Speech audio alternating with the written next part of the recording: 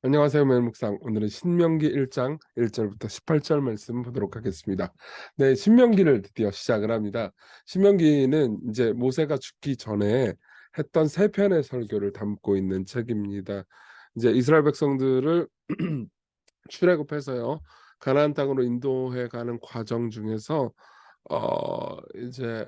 이스라엘 백성들이 불순종하는 일이 발생합니다. 그리고 이스라엘 백성들의 불순종 때문에 우리가 이제 앞으로 보게 될 거예요.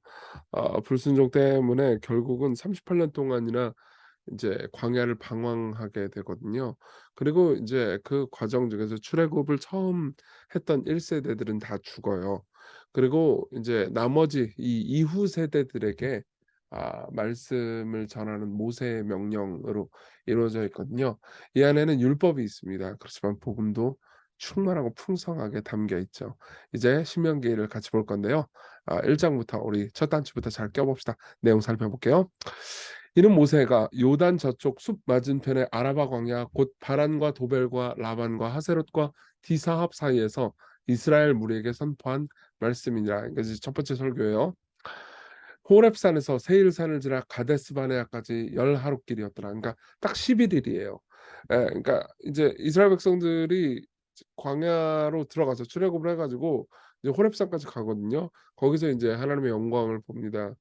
근데 십계명도 받고요. 그리고 호렙산에서 이제 가데스 바네아까지, 그러니까 다시 말하면 가나안 땅 직전까지 거리가 11일이면 갈 수 있는 거리예요.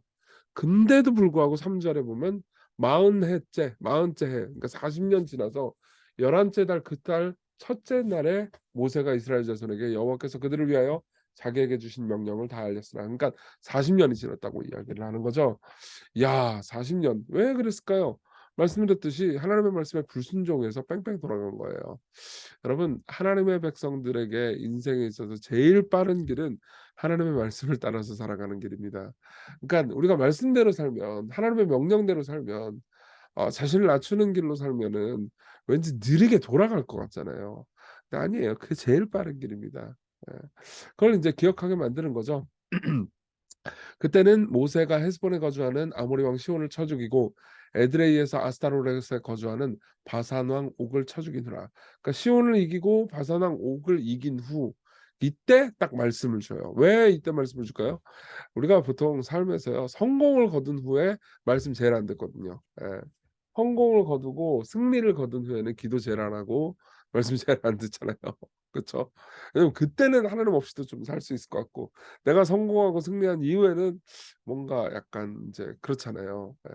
물론 삶에서 힘들 때 막 기도했는데 하나님께서 기도를 들어주셨어요. 그때 잠깐 감사해가지고 감사합니다 주님. 그래도 내 신앙생활 열심히 할게요. 하다가 평안 안 하면 인제 또 언제 그랬느냐는 듯. 예. 우리 모두 그렇죠. 저도 그렇고요. 그래서 인제 이때 말씀을 들어야 된다 그래 가지고 모세가 말씀을 딱 전하는 거죠. 우리 하나님 여호와께서 요새 모세가 요단 저쪽 모압 땅에서 이 율법을 설명하기 시작하더라 일렀을 때, 우리 하나님 여호와께서 호렙산에서 우리에게 말씀해 주시기를, 너희가 이 산에 거주한 지 오래니, 오래니까 빨리 떠나야 된다는 거죠. 예. 방향을 돌려 행진하여 아모리 족속의 산지로 가고 그 근방 곳곳으로 가고 아라와 상지와 평지와 네겝과 해변과 가나안 족속의 땅과 레바논과 큰 땅 강 유브라데까지 가라. 그러니까 가나안 땅으로 들어가라는 얘기입니다. 내가 너희의 조상 아브라함과 이삭과 야곱에게 맹세하여 그들과 그들에게 후손에게 주리라 한 땅이 너희 앞에 있으니 들어가서 그 땅을 차지할지니라.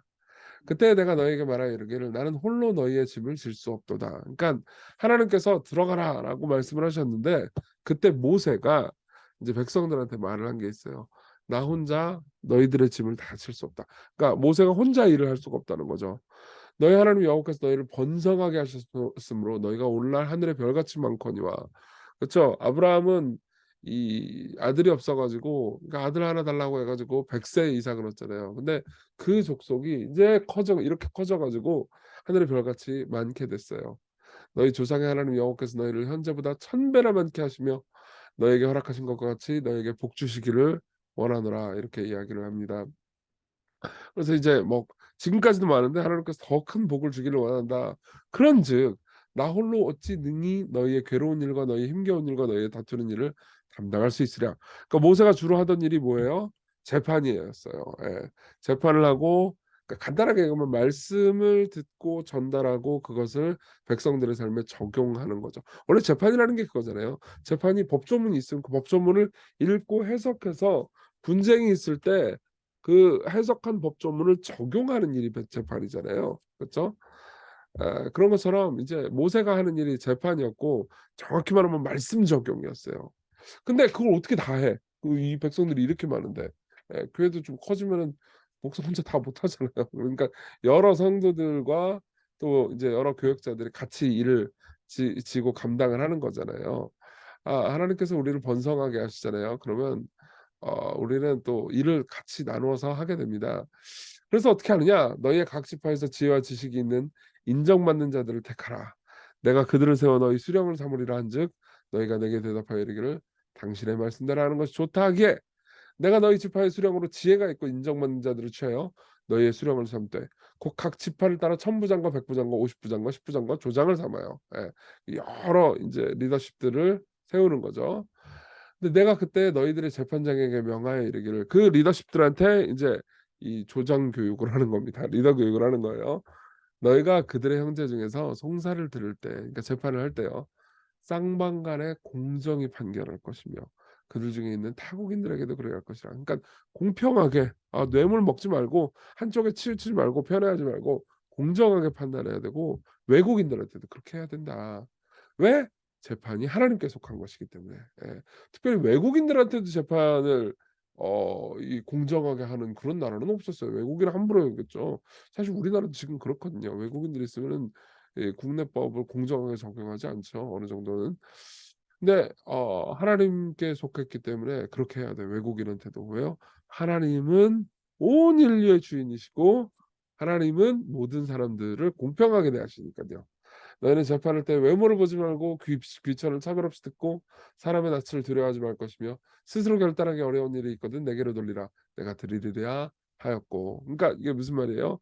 하나님께 이 모든 재판이 속했기 때문에 이 재판은 하나님의 성품을 반영해야 된다는 거예요. 그러니까 너희들이 재판할 때 마치 하나님께서 재판하시듯 재판해야 된다.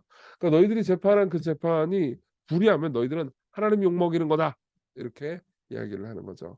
"내가 너희의 행할 모든 일을 그때 다 너희에게 명령하리라." 이렇게 이야기를 합니다. 자, 모세가 이렇게 이야기를 했고요. 내용 한번 적용해 볼까요? 첫 번째, 하나님의 백성의 정체성이 무엇인지를 생각해 봅시다.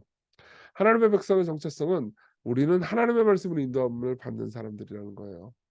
하나님의 백성들은요, 말씀을 따라서 사는 길이 제일 빠른 길이라는 것을 압니다.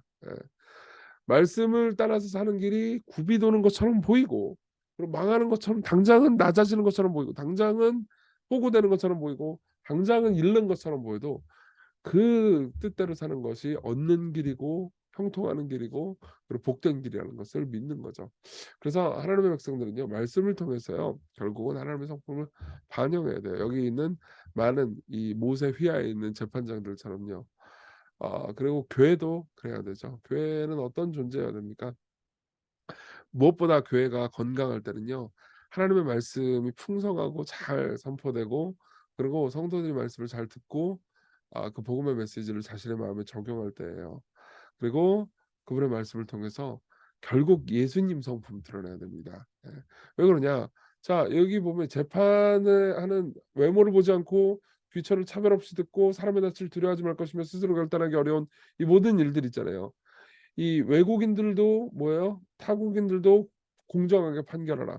이런 이 하나님의 성품, 하나님은 공정하시고 외모를 보지 않으시고 그리고 늘 조건 없는 자비로 대하시는 이 하나님의 성품이 예수 그리스도 안에서 제일 많이 드러나거든요. 그리스도께서 어떤 분으로 오셨습니까? 이 땅에 외국인과 나그네로 오셨어요. 이 땅에 오셨지만 자기 백성이 염려치 않았죠. 만일 신명기의 말씀을 안 지키면서 재판을 굽게 하는 재판을 나쁘게 하는 악한 수령이 있었잖아요. 그러면은 예수님도 결국 억울하게 만들었을 거예요. 그쵸. 예수 그리스도께서는 실제로 그 일을 당하셨습니다. 예수께서는 이 신명기의 말씀을 잘 따라서 올바른 재판을 해야 되는 당시의 대제사장과 많은 이스라엘의 이 예루살렘에 있는 리더십에 의해서 불의한 재판을 받으셨죠. 그렇지만 예수께서는 이 불의한 재판을 받으시고 죽음을 기꺼이 당하십니다. 왜요? 이게 그분의 성품이 거기서 드러난 거예요. 그분이 그렇게 공정하시고 그렇게 정의로우시지만 또 이방인과 나그네와 고아들을 사랑하시고 외국인들을 사랑하시고 그리고 외모를 보지 않으시고 그리고 아 그런 나쁜 그러니까 외모를 보면서 막 불공평하게 대하고 나쁘게 대한 우리마저도 용서해 주시고 의롭다고 선언해 주시기 위해서 그 일을 하신 거죠. 그러니까 우리도요. 여러분들이 뭐 판사는 아닐 거예요. 다 뭐 이거 보고 계신 분 중에서 법조인도 좀 계실 수 있겠지만은 모르겠어요. 내가 판사는 아니어도 남 판단 많이 했잖아요. 그쵸. 그렇게 보면은 사실 다른 사람 판단 저도 많이 합니다. 저도 뭐 하여튼 악하죠. 남 판단 많이 하고 그러면은 결국은 우리가 판사 노릇한 거거든요. 그럼 우리가 사실 불의한 판결 많이 내렸죠. 예. 그런데 예수 그리스도께서 우리가 저지른 그 불의한 판결을 용서해 주시고 우리가 의의 판결을 받도록 하시기 위해서 우리에게 진정한 하나님의 성품을 드러내시기 위해서 이 땅에 오셔서 불의한 재판을 기꺼이 받으시고 십자가로 가셨습니다. 그리고 우리가 그분을 바라볼 때 결국은 우리가요. 예수 그리스도의 편지처럼 우리 하나님의 성품을 드러날 거예요. 그래서 이 고린도후서 3장 3 절은 "너희는 우리로 말미암아 나타난 그리스도의 편지다." 이렇게 이야기를 합니다. 자 우리 기도합시다. 우리 꾀와 방법을 살면서 돌아가는 인생 이게 막 지름길처럼 보이지만 뺑뺑 돌아가는 인생이 아니고 이스라엘 백성처럼 40년 동안 뺑뺑 도는 인생이 아니고 돌아가는 듯 보여도 하나님 뜻대로 살아가는 그런 삶 살게 해 달라고. 그리고 공정하고 이러고 의롭고 외모를 보지 않으시고 그럼에도 불구하고 동시에 사랑이시고 자비로우신 예수 그리스도의 성품을 보면서 오늘도 예수님 닮는 삶을 살게 해 달라고 우리 같이 기도합시다.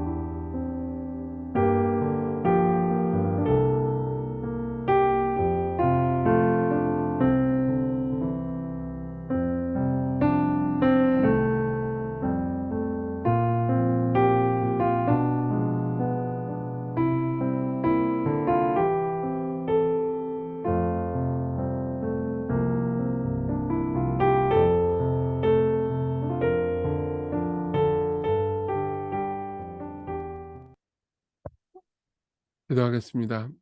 자비로우신 주님, 우리가 어 삶을 살 때 하나님의 뜻, 하나님의 성품을 반영하는 삶을 사는 것이 쉽지는 않습니다. 우리는 자주 실패합니다. 그러나 그리스도께서 믿음으로 이 땅을 기쁨으로 살아가셨던 것을 바라보며 우리도 당신의 말씀, 당신의 성품 드러내는 삶 살게 해 주세요. 예수님 이름으로 기도했습니다. 아멘. 네. 은혜 안에서 오늘 기쁜 하루 보내셨으면 좋겠습니다.